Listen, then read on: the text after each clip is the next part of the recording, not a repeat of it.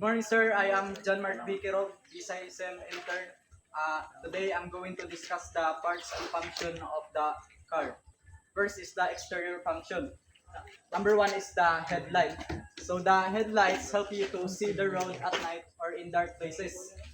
Next is the license plate. Ay, kini. Ano license? Ah, So, ang license plate shows that the car's registration number for identification. Next is the indicator light. Kani, ano yung indicator light? So, the indicator lights wants to show the direction left or right when turning.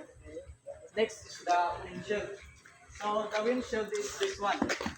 Ano yung windshields? So, ang windshield is the front glass that protects the driver and passengers from wind, dust, and debris. Next is the outside mirror. So, mo siyang outside mirror. The outside mirror lets the driver see the vehicles or objects at the side behind. Next is the door handle. This one is the door handle.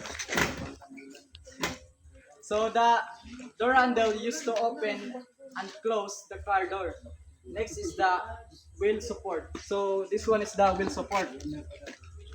The wheel support or wheel or tire helps the car move and support the vehicle's weight.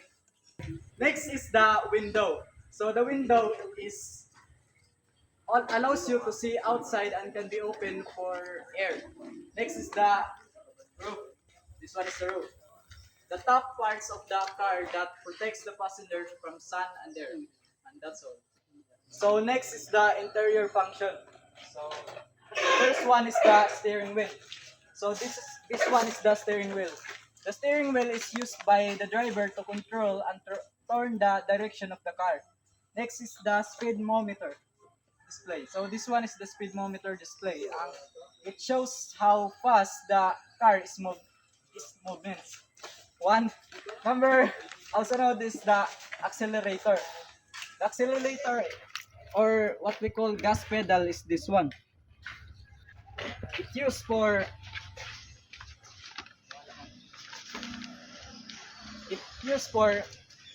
makes the car go faster when fast. Next is the ignition key. So this one is the ignition key. This one. The ignition key is used to start the car. Next is the seat belts. This one is the seat belt. It keeps the driver and passenger safe during the sudden stop or accidents. Next is the brake. The brake is this one. Ay, kanay ba? The brake slow down or stop the car. Next is the gear shift lever. Used to the This one is the shift lever. Used to change gears or, or reverse or neutral. Next is the handbrake. The handbrake is this one. The handbrake is used for keeps the car from moving when parking. Next is the review mirror. This one is the review mirror.